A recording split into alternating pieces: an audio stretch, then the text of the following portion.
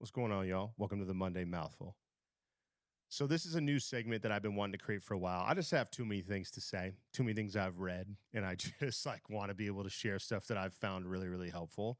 And today's topic is love. And since I feel like it's a good one to start on, just because for me it's such a fundamental part of how I view life. I tend to think relationships are the most important thing about life.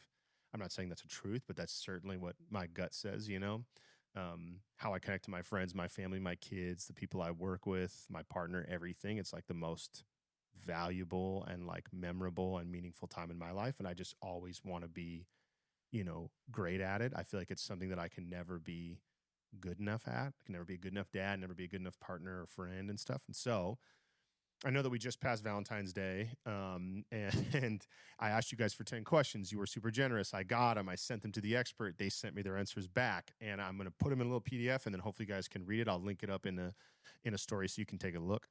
But this is just where I get the chance to kind of rant about stuff that's really been on my mind in this one particular space and things that I have found so helpful because I want it to be a practical usage of your time. This is not a full podcast. It's not going to take you 30 minutes. The point is to try to talk about stuff concisely and hand you something you can leave this conversation to go do, because that for me is actually what I really need.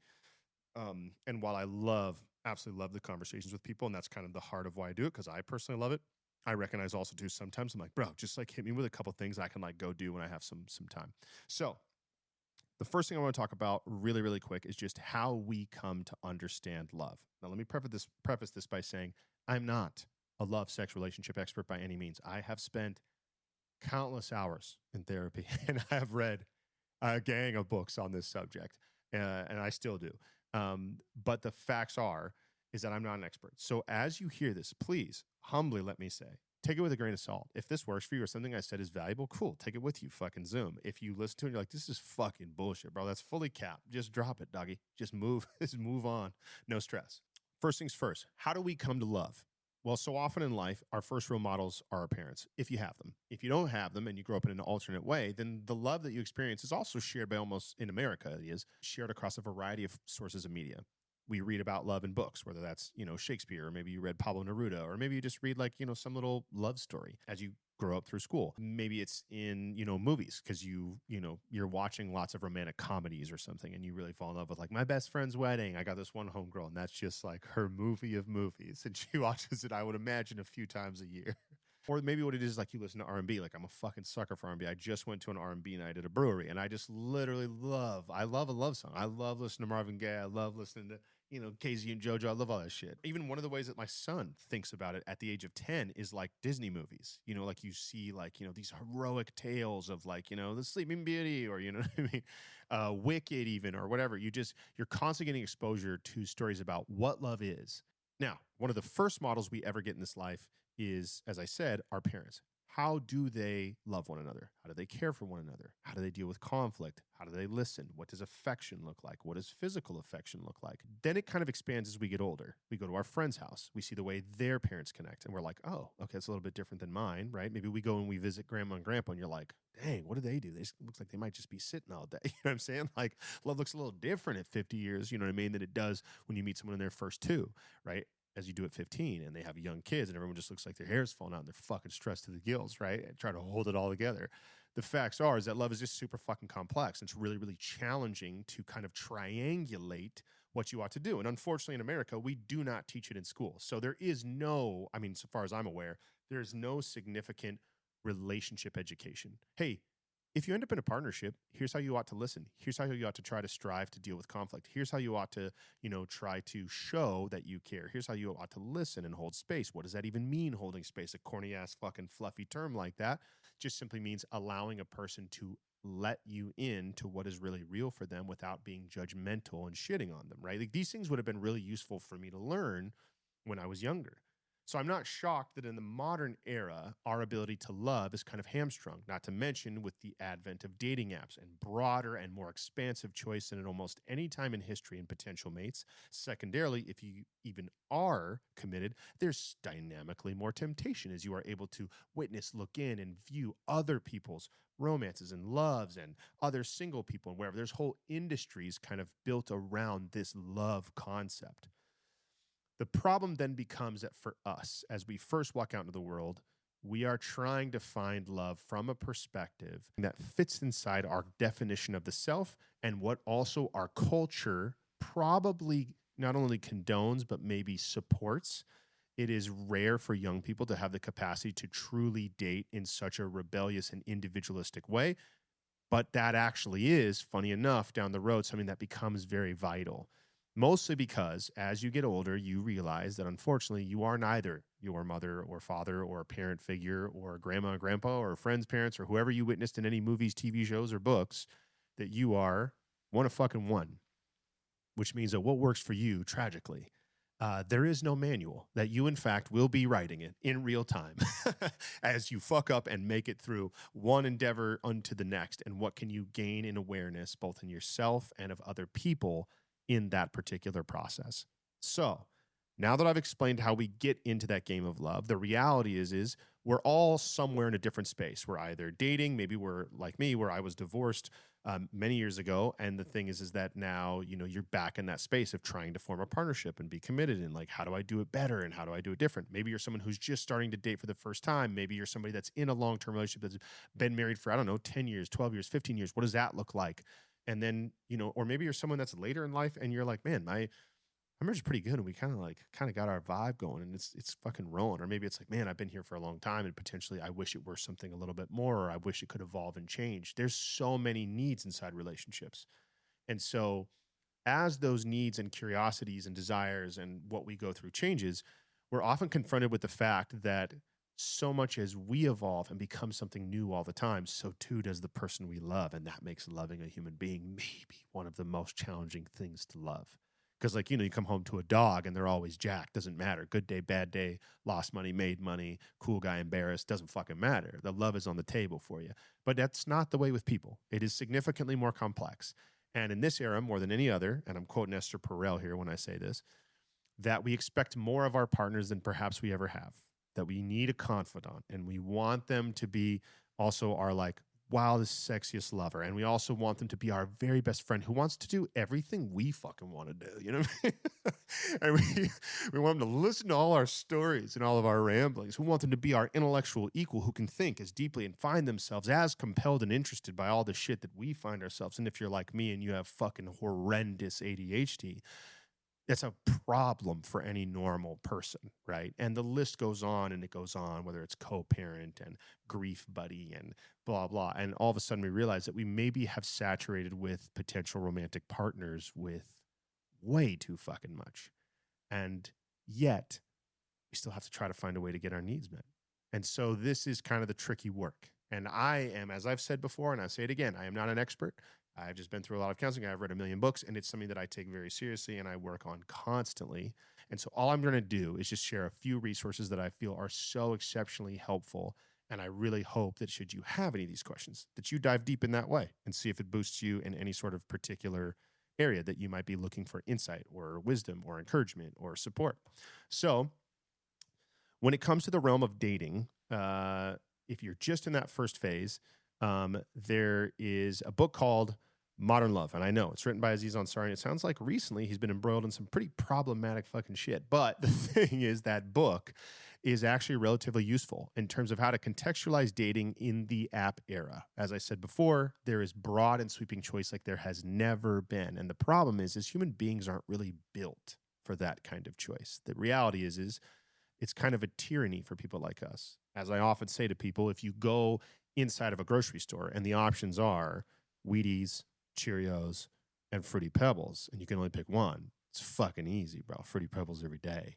But if all of a sudden you go back and now it's Fruity Pebbles and it's Lucky Charms and it's Cocoa Puffs and it's Apple Jacks and it's, it's way harder to not only make a choice, but it's also dynamically harder to feel satisfied with the choices we make.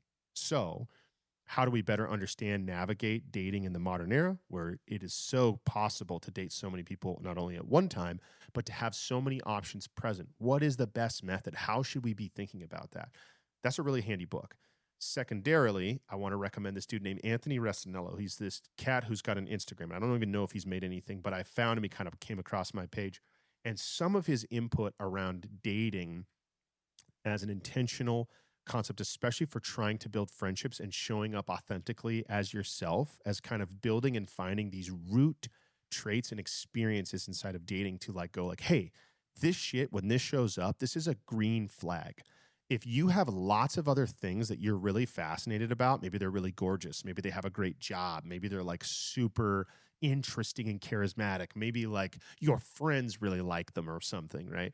Uh, these things, while interesting, compelling, and valuable in the grand scheme, are not the root. And you got to figure out down at the bottom how to show up as authentically yourself, how to communicate things authentically, especially for men, how to communicate like that you're actually attracted to somebody, or that you find them beautiful, or that you find that you would like to connect with them. And then secondarily, once you get on a date, what is the purpose of it? What is the purpose of a date? How should you best wield the opportunity to sit across from another person to determine if they're really a good match or if it's a waste of your time? So he fucking rips. I really, really like him. And then the last one is this dude named Matthew Hussey, who primarily communicates to, has like a female audience, but I actually think everything he says is pretty fucking legit. Like, I think so much of what he's trying to do is get people to wake up to how much we so often want to lie to ourselves, live inside the fantasy of like what we think romance is, what we think love is, and how many lengths we're willing to go to give this person more chances, more opportunity. And we keep writing small little stories that no, it'll work out, and like no, it'll come around, bro. Like we'll be able to do it. And it's like nah, man, it's a little more nuanced than that. And I think that the reality is that we have to become people who are so capable of being honest about what's here. And I think he has a very balanced way of doing it without becoming rigid or dismissive. And there's a couple other ones that I really like. Some of them are like a little bit snarky, so I'll throw some more in there for you guys to take a look at. But I really feel like if you're in the dating world, listening to some of these resources, checking some of these things out, I don't know what your unique path would be. As I said before, like we're all kind of a little bit one of ones when it comes to love. But the reality is that there's so much shared between us. And I think so many of these resources can help speak to us each where we're at. So I just fucking give them a look. I liked them. Now, when it comes to the relationship thing, now I don't really have this broken down by like if you're in a long-term relationship or a short-term or blah, blah, whatever. It'd be cool if I was that smart or that like diligent, but I'm never going to do that. So what I did was I just looked at kind of everything I've read and everything that I've like really gained something from. And I was like, what really fucking helped me out when I was trying to figure it out? So, it's going to be a broad collection of other resources, movies I've seen, little essays that I've read. But if I were to give like, again, kind of a top three, I would say if you haven't read anything by Esther Perel, I think you're truly missing out. I think in the modern era, she has done perhaps the most comprehensive assessment of the inner workings and reasons for why love feels the way it does and functions the way it does. Secondarily, why affairs occur and why fidelity is a tricky thing. Thirdly, why people feel their sex life dies over time. And she kind of demystifies so many of the like unknowns, but also calls out bullshit on like these dumbass ideas about like, oh yeah, no, women don't want to get fucking wild and in bed, and like, oh, you know, this is all men think about and whatever. She's just really good at being like, that's not actually really the truth. She is an actual like, you know, therapist or whatever, or scientist in that regard. And so often what she does, I think has been so helpful for me, is kind of call out like, hey dude, it's not that you're doing the wrong thing. It's that you're having a really hard time acknowledging like what's real for you when it comes to love. Like, are you putting too much on this person? Have you so elevated love to this almost comic book like state where it's not really achievable by anybody? Do you have such unrealistic standards? Are you somebody who actually, we can talk about it in these kind of general terms of like, oh, they're avoidant, they're secure, they're anxious, or blah, blah, blah. Or maybe you're even like reading the 5 love languages or whatever. The point is that she just does a really good job of being like, hey, this is why sex isn't functioning by and large for most people. And this is actually how you cultivate eroticism. Like one of the things you often hear about people is like, I just heard her say this recently, and I posted it in my story, I think, but she said like, you know, when you're doing things you're really comfortable with and they feel very familiar, you are kind of building the relationship or friendship, I should say, the friendship part of your marriage and connection, but you're not building the erotic portion. In order to build the erotic space, the aliveness, the sense that your connection is alive, you actually have to do new things, the unknown. That novelty actually plays a significant factor. And that doesn't necessarily mean new people, but it could if that's the fucking vibe. But the reality is largely what it means is like, hey, how do we actually go do something together that we've never done? How do you join me on this thing I've wanted to show you? Or, hey, let's go do this and try to master this new thing, or let's take on this new hobby or travel to this new place or whatever it is, go to a dance club for, something that you wouldn't normally do. And it was a really good point, because a lot of times I think people think that like their sexuality, their intimacy, and what actually turns them on and makes them want to connect to people is built around familiarity. But she always says it in this funny way. She goes, that's not why you would want to have sex with the attractive bartender that you've never met before. So obviously, whatever the erotic mechanism is, it isn't exclusively tied to familiarity. Safety may be a factor in some regard, but then again, you don't know that person, and so danger is also a factor. So there's just this really nuanced reality that love and romance and sex really are kind of a tricky game. And she does a lot of good kind of uncovering of going, hey, maybe this is what's here. Maybe this is what's here for you in this space with romance, or maybe this is why communication is very challenging, or whatever. So if you haven't read Esther Perel, absolutely got to do it.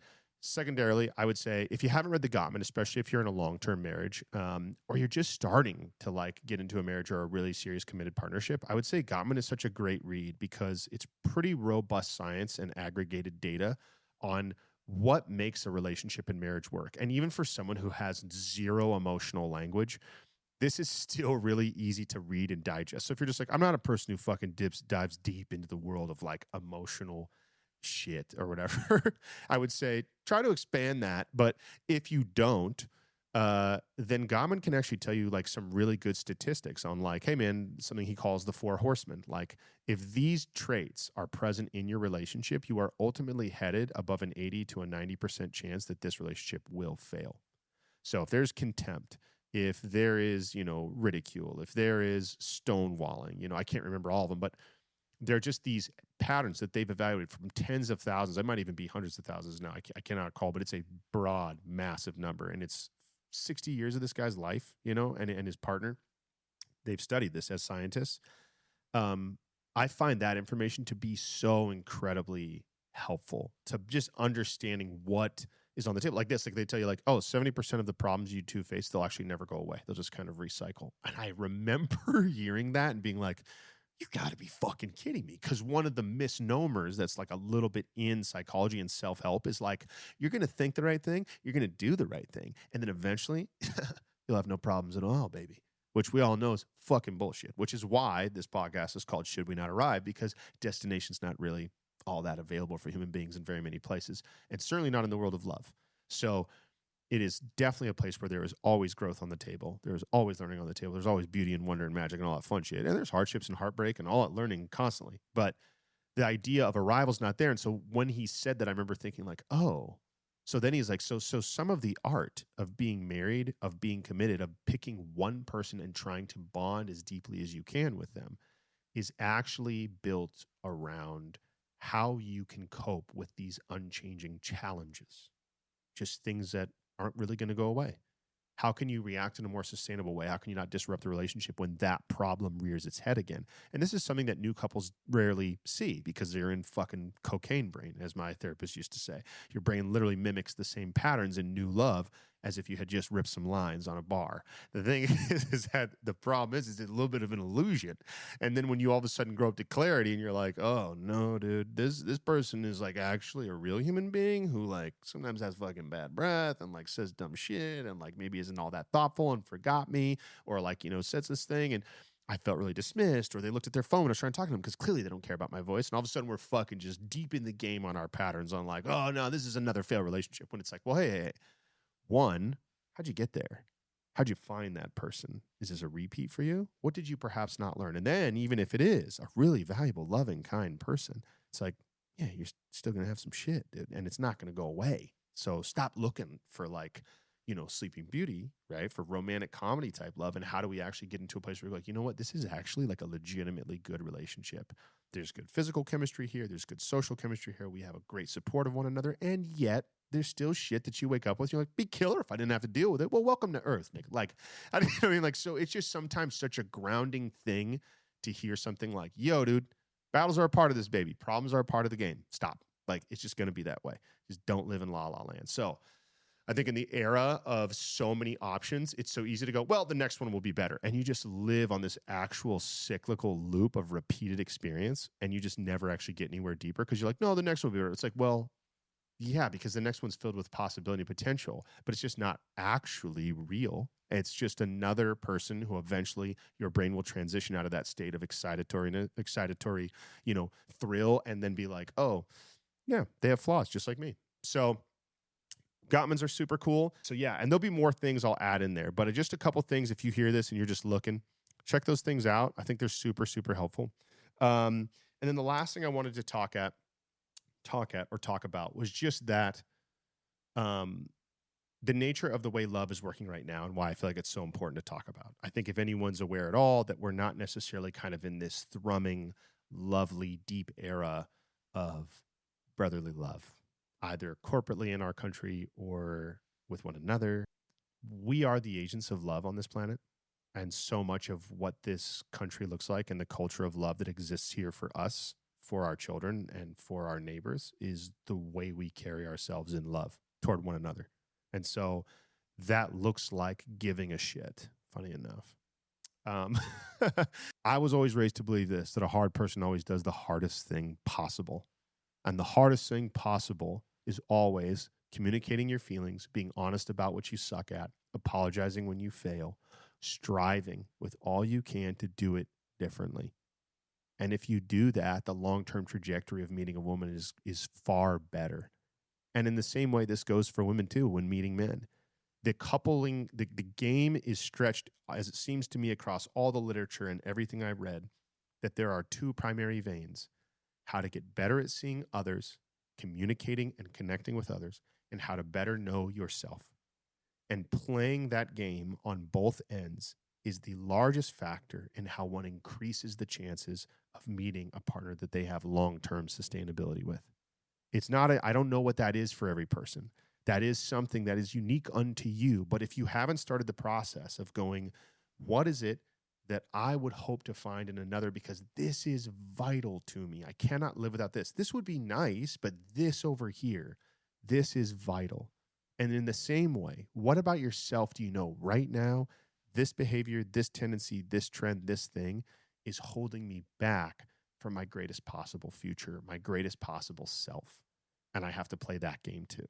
So, all in all, when it comes to love, it's a deep, endless well. What I have said here today is probably less than the tip of the iceberg. So, all in all, thanks so much for listening. I hope some of it was helpful to you or interesting. And I'll share a post with a bunch of other resources that you can check out. And I hope that you pick one up, because love and relationships and connecting both to the people we love romantically, but those we also love who are just friends, family, people we work with, etc., and just random strangers out in the world.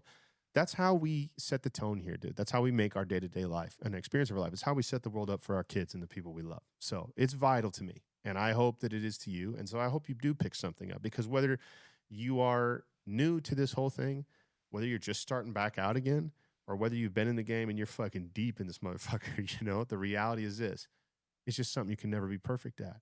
It's something to continue to strive on. You want a really gangster ass challenge? You want to be a bad motherfucker? Try to get perfect at loving. I promise you it will humble you profoundly, grow you immensely, and add a deep, deep fucking lasting meaning to your life. So otherwise, as always, thanks for listening. Be kind, be wise, be well. Godspeed, much love, and peace.